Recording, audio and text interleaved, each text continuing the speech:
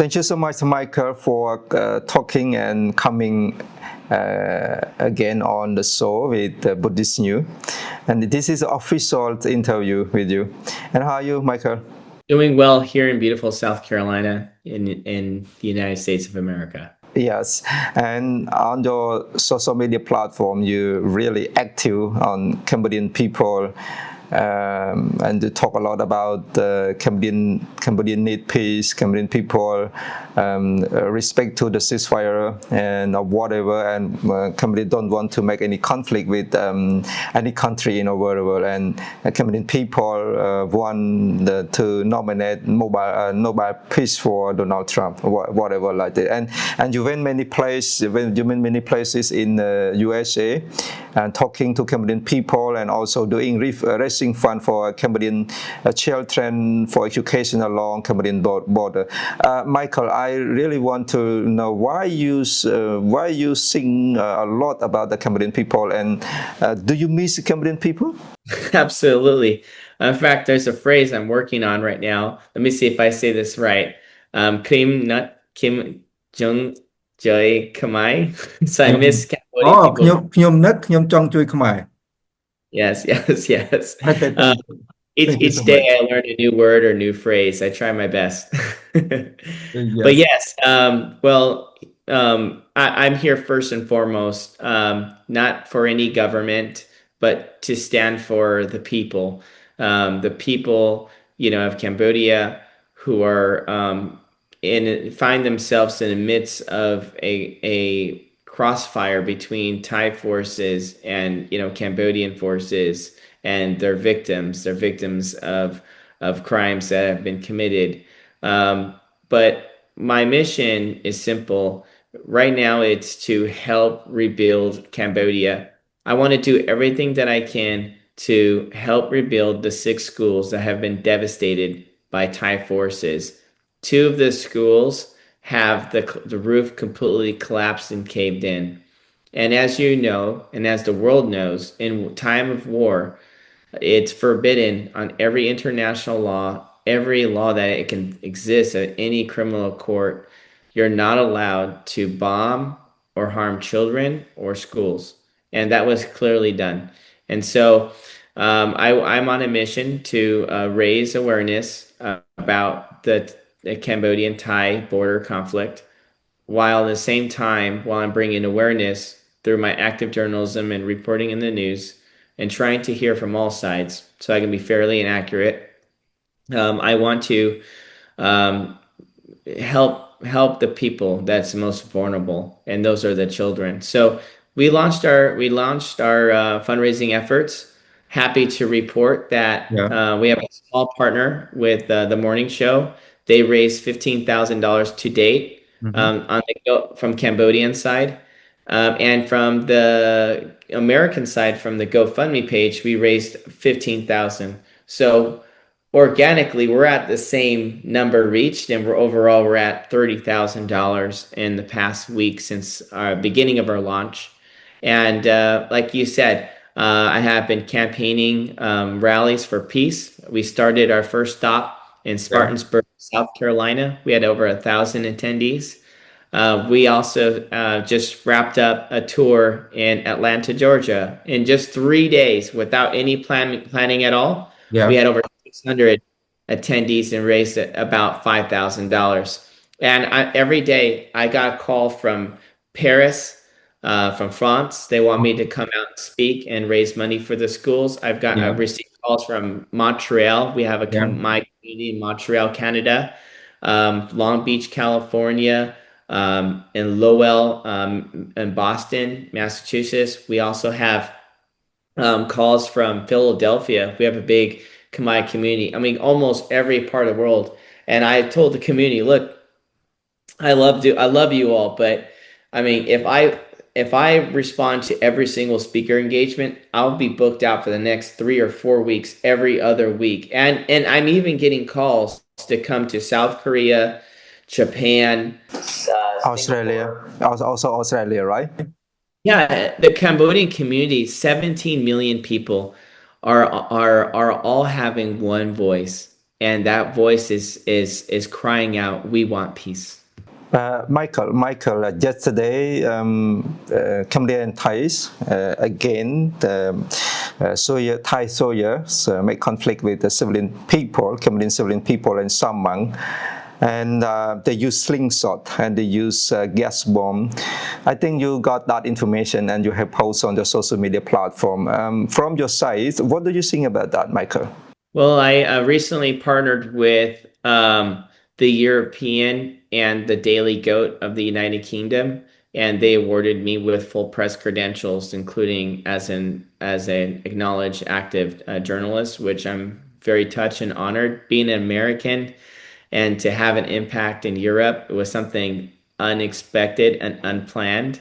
But the Europeans are very sympathetic of what is happening in Cambodia. They take a lot of pride in Cambodia, and I found it by surprise. But when I looked further deeper into it, it wasn't a surprise. It's because Cambodia used to be a French colony, and so it still has a strong rooted, rich culture, food, and historical landmarks, buildings that the government still occupies. Yeah. And so the French still look at, Cambodia as a little brother. And so they want to be of help, of source. People are very active. They couldn't not believe, not just the response from Cambodia, but from the European readers. They're very sympathetic. They see what's happening played out in Cambodia is what they're seeing play out with their crisis between Ukraine and Russia. See, what Thailand is saying is that they believe some of the province that's being disputed is their land because of an old map from 1906. And Cambodia's argument is stating, well, it's our land since 1991 when the recent Paris Peace Accord that was, struck and written and had the world's support to draw out what the lines are. And so you're having a border dispute back and forth, and even though we have a physical call for ceasefire, Thailand continues to be the aggressors trying to provoke a war. And they're continuing to do that as long as they feel that they can get away with it. Now let's take a look at what Thailand has. Thailand is accredited by the Associated Press and by Reuters. It's a media that is an accredited news source from World News, and they're also part of the World Bank. And as far as Cambodia's side, we have a state. Cambodia has a state driven media, correspondence. So the world just would favor the AP, Reuters over Cambodia. And so they're banking that no matter what they put out there, because they're accredited media source by the global elite ruling class, that they're right and you're wrong. All of that may have worked throughout the course of history. However, what changes things now is that people have their cell phones. People have access to Facebook. Yeah. People have access to X. And people can take their recordings, take their phone and say, I'm here at the border, and record live and to document the truth that they're going out working in the farm. They're on their way to drop their children off to school. And next thing you know it, what comes out of the jungle? Thai forces with weapons, machine guns, and they're harming innocent people. What's beautiful about this is that you have the elite ruling class from Western society and even from China. They're saying these people are credible because they're part of an association. These people are not credible because they're not a part of association. And the people around the world through social media can see what honest, good journalism looks like. Journalists to me and to most of my colleagues here in America is someone able to collect the news. Doesn't matter if you're from a accredited news source or from an Ivy League college like myself. What matters is can you document and share the world the message of what you see from your lens to truth? And this is such a powerful weapon because without the ability to record and go live, all the world is going to know is whatever Thailand says. Yeah. And so the real heroes right now are those villagers, and they're being brave. And instead of running away from the enemy, they're protesting peacefully, they're holding up their phones, and they're taking the bullets. And that's going to tell the truth. The Cambodian doesn't want this war. Yeah. And as someone who worked on both sides, I worked actually more on the Thailand side. I worked with their military in 2018 in Laos Yeah. during the collapsed dam. We were published on world news. Even the UK Daily Mail republished our story with me working with Thailand forces. I also worked with the Thai, even the U.S. Embassy published a really nice article in 2018 when I worked with the Thai military team to rescue people from the collapsed dam of Oktapu in Laos. And I have a great working relationship with Thailand, not Yeah. just on the humanitarian, but on the business side. But the truth is, the camera will never lie to us. The camera records exactly what's happening at this given time. And it's credited to the people of Cambodia that who are standing up, who has the courage to record and to tell the world the truth. And I am all invested because I stand with President Trump. President Trump wants peace. President Trump, inspired by your monks, the 70,000 monks who broke the ranks of silence to endorse Yeah. him for the Nobel Peace Prize, has inspired the President of the United States to be the President of Peace. And as a good steward, an American citizen, I want to stand with my president and be his full support. If President Trump says Cambodia and Thailand needs to stop this war, otherwise the United States are going to pull out, that'll be devastating. I never want to see America pull out of Thailand or Cambodia. I want America and Cambodia to always have a ally as a friend in the United States. And so I want to do everything I can in my power to make sure that those relationships stay strong. If not, we can make them stronger.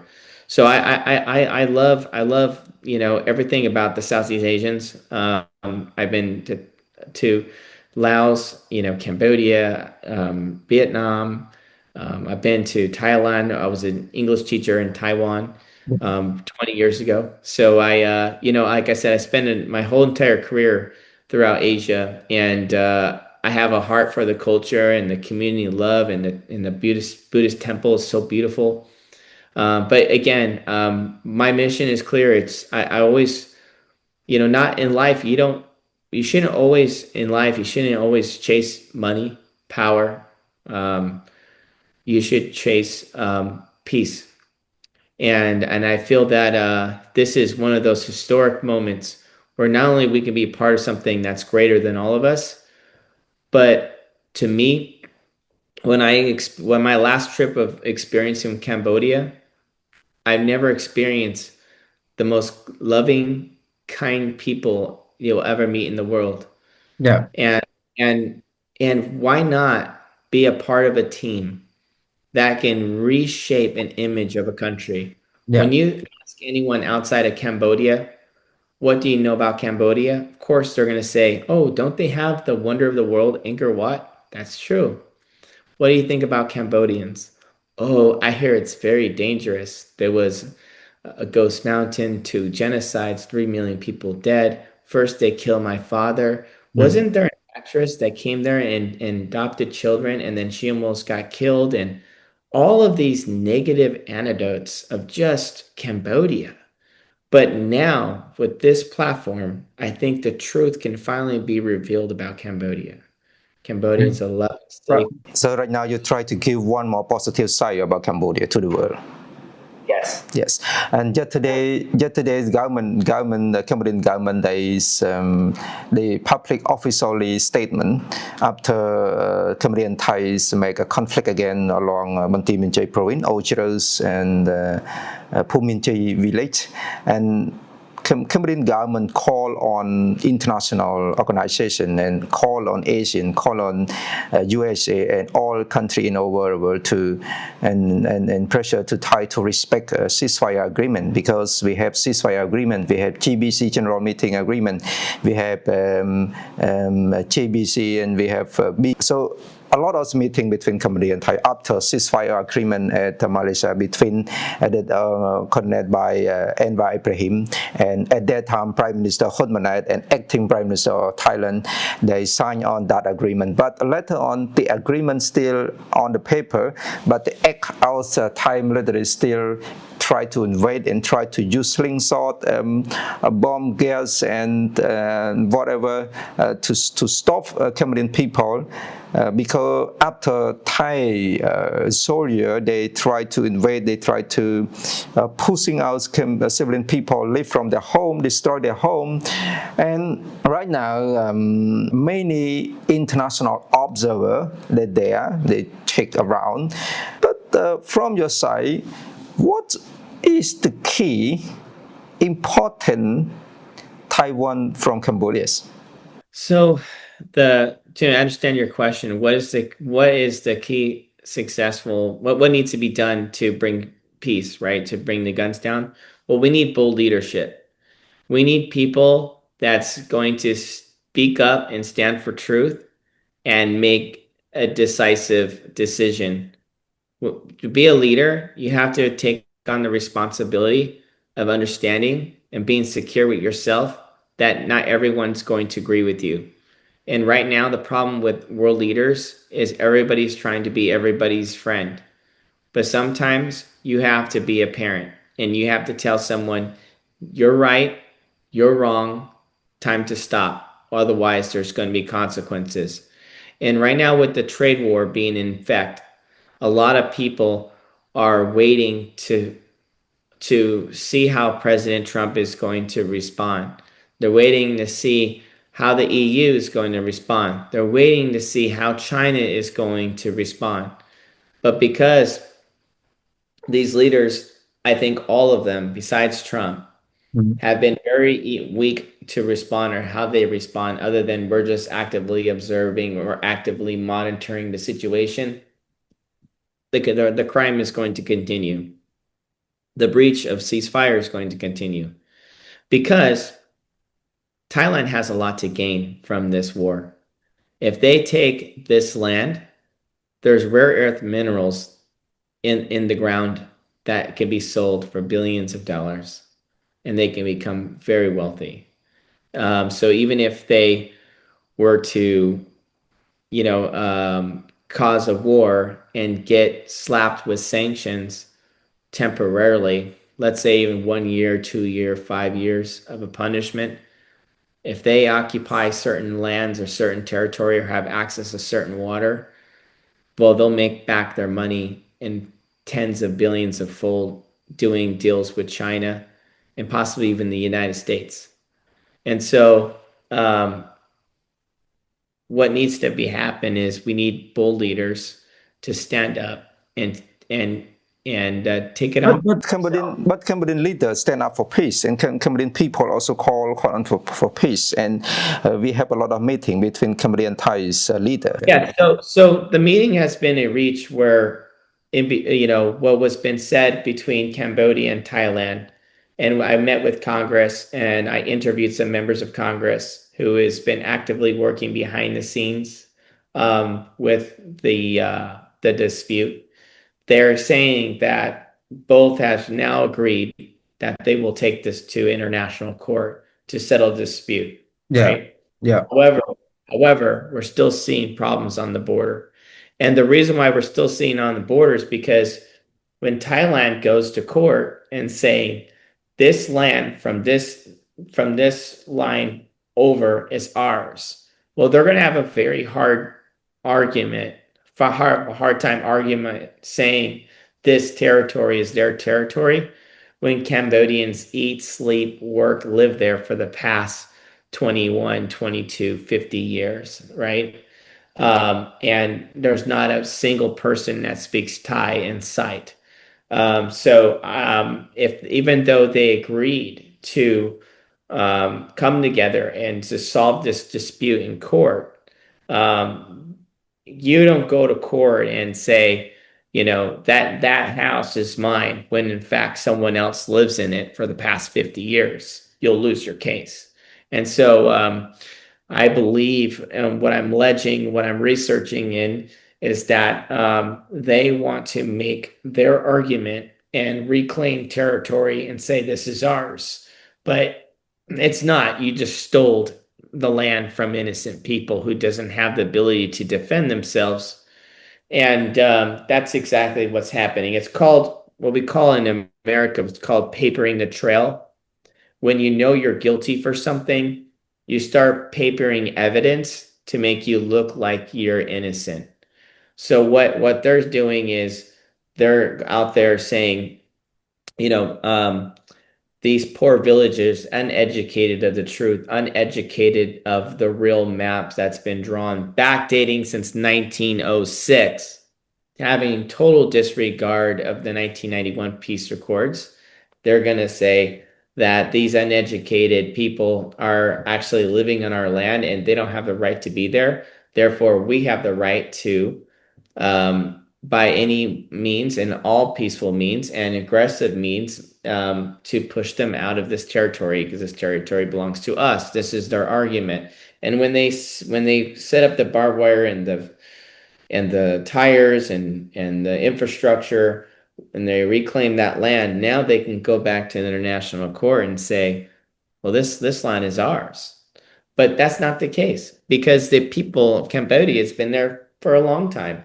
And even the previous prime minister of Thailand have said on the record publicly that these particular villages belong to Cambodia. Yes. Right. So why is this happening? It's simple to me. China is influencing party leaders in Thailand to realign when they had more land. Let's let the people understand why Cambodia in 1991 was awarded more land than Thailand. Well, because in Cambodia, they fought alongside America against the Ho Chi Minh Trail. Vietnam invaded Cambodia, taking land and redrawing the line to establish the Ho Chi Minh Trail, the supply line from the north to the south, to have total control of that region. And because Cambodia fought alongside America against Ho Chi Minh Trail, against Vietnam, the United States awarded Cambodia more land with the Paris Peace Accords. France and the United States saw Cambodia at that time as a trusted ally, a trusted friend, and they wanted to do what they can to protect and give them the most land as possible because of Vietnam's war. And so what Thailand is saying is that if we backdate before the Vietnam War, if we backdate before World War II, when China was occupying the region along with Japan, before the Japan Empire fell, we occupied for a short period of time more land. And so that's what the agenda is coming from the CCP, from China. They're trying to say that this land belongs to us and we should redraw the lines. But here's the thing. When you go back and forth, it's like what we call a tit for tat, meaning you're right, you're wrong, and everybody's pointing fingers. Yeah. But when you look at the historical landmarks, when you look at the historical Buddhist temples, you see what? Khmer writing. You see Khmer art. You see the historical archives clearly shows that even in temples in Thailand right now are actually Cambodians. The art is there, and they want to go ahead and rewrite history and saying it's theirs, but why does not the alphabet on the temple lines with Thailand? It lands with Cambodia. It was Cambodia that built the beautiful Angkor Wat, the seventh wonder of the world, that has lasted for centuries and inspired other little kingdom-like colonial civilization, throughout the years as the Cambodian kingdom was expanding through the miracle and the glory of God. And so, again, why here, why now? And some may say, Michael, I disagree with you.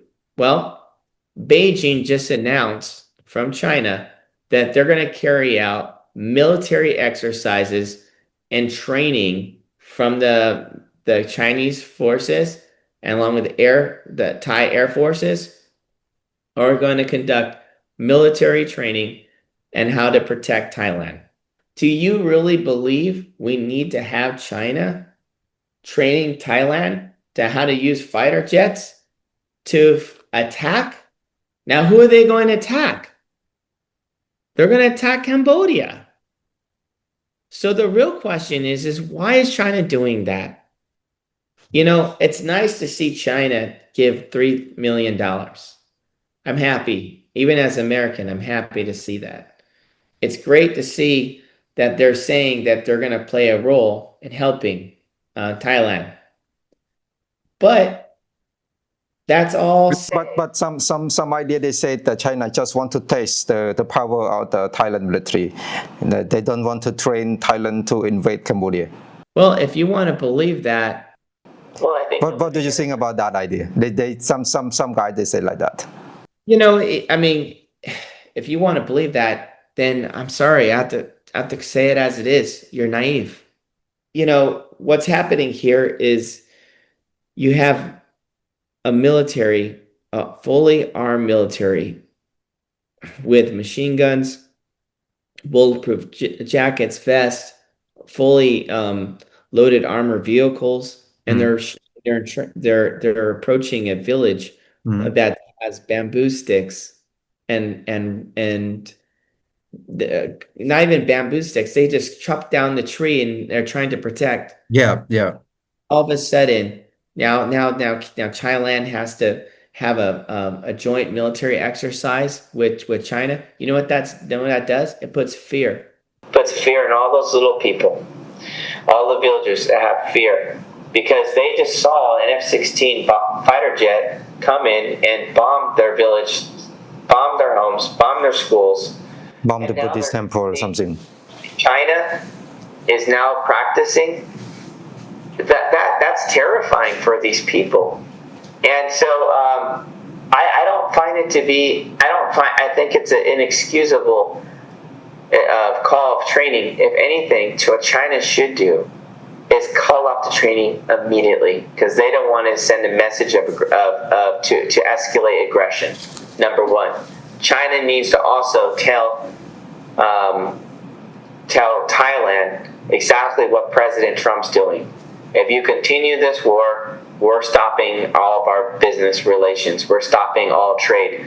We're going to stop bringing in machines and robotics for your manufacturing. We're going to bankrupt you because we don't need a war.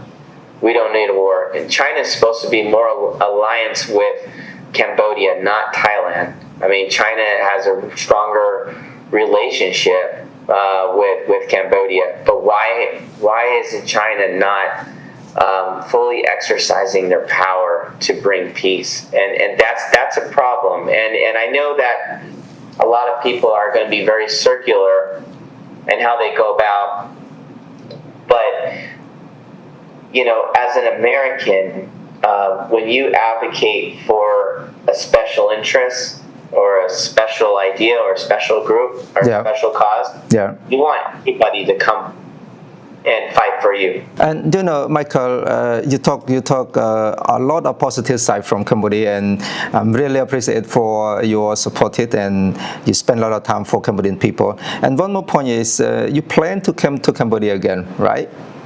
Yes. I want to know some point from your side. So what will you do if you come again in Cambodia? Well, this time when I come back to Cambodia, I'm going to have a team that is going to be strong and not afraid to come and report on the news on the ground. And our team is here to collect information and to report it back to the United States and all throughout Europe. And I'm excited to partner with Cambodian Buddhist News, your news organization, and your holy leader. And I'm excited that we're going to collaborate some ideas that's going to change the imagery of Cambodia. They're going to see Cambodia wants peace. They're going to see Cambodia wants love. They're going to see that Cambodia is a place that can speak English, that's literate, and that a place you should invest in. So my goal is to reshape the narrative exactly more about the people, so people can understand at home and around the world the big picture here. I tell my Western friends and my friends in Europe, you can't find a single person, not a child, not a midlife person, not an elderly. You can't find a single soul here in Cambodia that wants this war. And we have to document that. We have to meet the people. We're going to have to interview the people. We're going to have to interview the families, the soldiers. I don't want to say too much because I want it to be a big surprise. You want to local people surprise when you're here in Cambodia. Of course, yes. It will be a very big surprise. Yeah. But I'll be coming to Cambodia very soon, and I'm honored, and I'm so thankful that Cambodia put their trust in me to allow me to continue to report the news and also to be critical. At times, I suggest how Cambodia should think about certain partnership, maybe rethink certain partnership, even constructive criticism about what needs to be done for transparency, accountability, and even being critical about some stances they take, both on record and off record. But I love the openness that Cambodia and we have that relationship, and Cambodia stand by me. And when I was attacked viciously from Thailand, they spent a multi-million-dollar campaign. Cambodia still stand by my side. But why you are not afraid when you came to Cambodia? Because right now we have a little bit conflict between Cambodia and Thai again, the border tension, and a lot of questions come to my come on my social my media. They ask why Michael really love and like Cambodian people. I still cannot figure out why you really need to spend time and love Cambodian people because of what? Because history will always repeat itself if you allow it to. And these are the times that right now, if a few good men say nothing, then evil will prevail. And that's why I'm so proud to partner with Cambodian Buddhist TV network, because together we are going to be the light in the dark. We're going to speak for truth. And we're going to record the news for the better of the people, and we're going to show the world the truth with our lens. And even though many may say we're not a credible news source, but the camera can't lie, and the camera will always tell exactly what's happening here and now. And if we can be a part of history where we can save a country, millions of lives. It took it's only a few years to kill 3 million people in Cambodia. Only a few years. Yeah. It's a miracle. When you see any Cambodian, when you touch them and they say hi, I think to myself, it's a miracle I'm touching you, because you should be dead. And it's the most, I believe historically, Cambodia is the most deadliest country to live in, if you think about it geopolitically. And think about that now. This country is now the country not of war, but of peace. And I want to be a part of that historical moment where a country that would, in the past, would choose war, war, war, war. The message now is peace, peace, peace, peace. So if you're asking me what side I want to be on part of, I want to be a part of peace.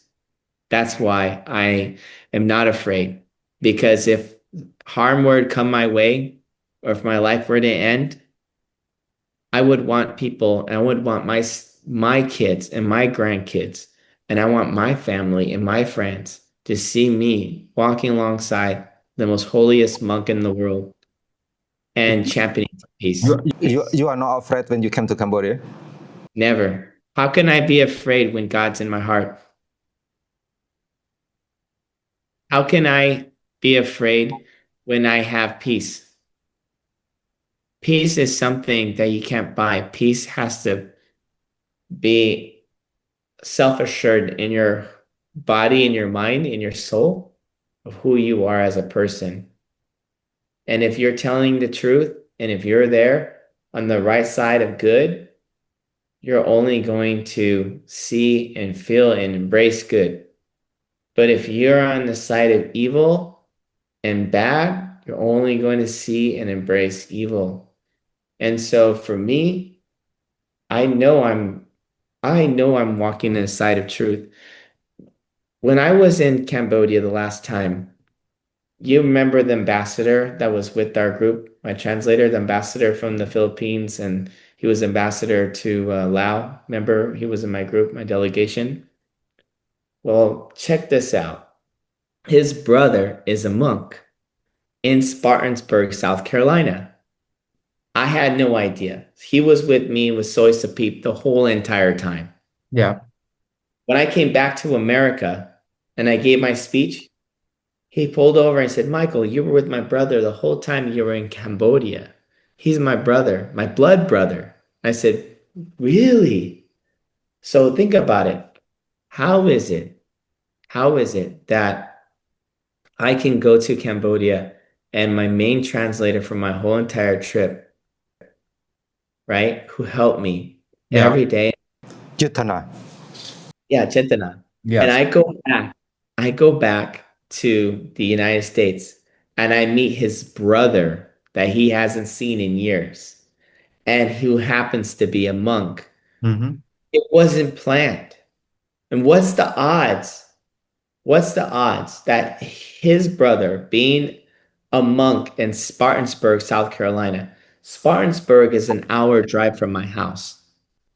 That's why we had the temple rally there. Everybody wanted at a bigger location. But I said, I think there's a temple in Spartansburg. I Googled it. Let's go to Spartansburg. Okay, we do that. We'll go to Spartansburg. We know the temple there. I had no idea who his brother was until after the end of the event. It's a miracle. But it's not just a miracle. It's a sign from God himself that says, Michael, you are in the right step. And I feel that as long as I walk with God, I feel that truth will be told, no matter what is said about me, no matter what threats are or no matter if we're in a wartime. I know that God's on my side and I will prevail. And so I have confidence. Yeah, the first time when you came to Cambodia, the first time Thai also want to invite you to Cambodia, and then later on they ban your passport, your name or something. I mean, they feel not happy with you. So if you come again the second time, do you think Thai will get more aggressive and will not it into the list of the Thai? Yes, well, thank you for that. I'm still willing and open to meet with Thailand. If they were to invite me, then I would ask them to provide me a security detail at my direction. I would ask them to hire my friend, Eric Prince, the CEO of Blackwater. He's a contractor that trains Thai forces, and he's also my client. And so I don't think they would invite Eric because Eric's like me. He'll tell the truth. So But either way, I am open. It means if based on your speed, it means Thai afraid the truth. Yes, Thailand is afraid to tell the truth. If you're because it's simple. If you had there's a phrase that I love to use. He who hides nothing hides nothing.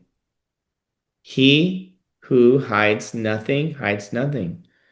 And so if they have nothing to hide, why not let me come to their side? If Thailand has nothing to hide, why don't they allow the 7 foreign international observers come to their side? What is it that they have to hide? What is behind the trees that we cannot see? What guns do they have set up? What mines do they have that they have yet to plant and to blame on Cambodia's side? We don't know. We can only speculate what they have because they have something to hide. They have nothing to hide. They should bring me to their table. They should hire a security detail for me by my direction so I know I'm safe. And I will go there and I will work with them. And I want to hear their side. Because at the end of the day, America's interest is not to have this war. The world's interest is not to have this war. And somebody needs to be held accountable. And so I'm not afraid. And to be honest with you, I've been to Thailand, I don't even know, probably about 10 times in my lifetime. And personally, I rather redirect all my business to Cambodia. Cambodia has been loving, peaceful, educated. I never needed a translator. When I'm with Thailand, I need a translator almost all the time because nobody can speak English.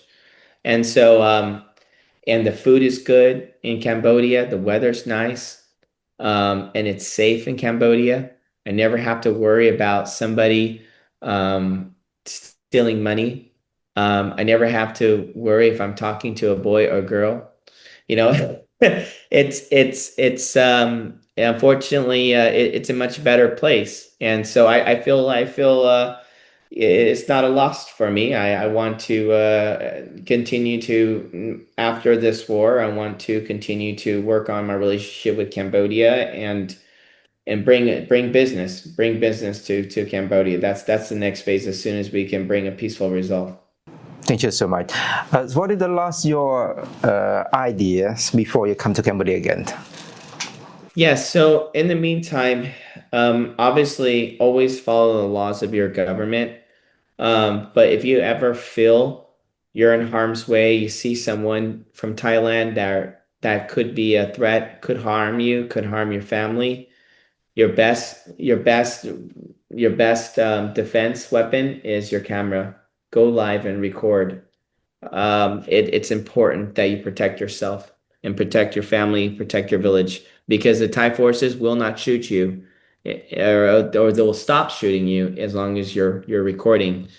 And so keep recording, keep the pressure, because people in Washington, they're told by the Thai government, they're told by the Thai authorities, the Thai ambassador that, oh, nothing's happening here. Look away, look away.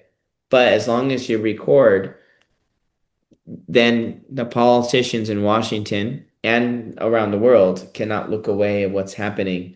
So that's number one. Number two, we have the GoFundMe page. Please contribute and donate because our mission is simple. We want to rebuild these schools.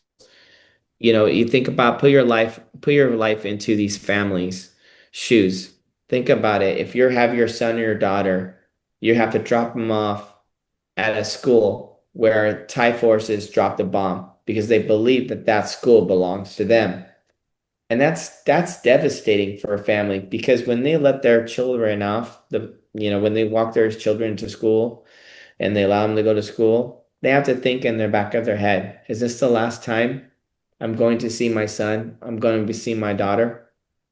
And so it's important that we not only build the schools back, we also build a school environment where the children and the parents can feel safe to allow their children so they can have peace. They're the future. And when I come back to Cambodia, my hope is, and we still have to plan it out, maybe we should do a big event maybe we should have a big rally for peace, have some music, have a band, and in the capital, maybe we can have a big event that has a rally for peace and not for anger.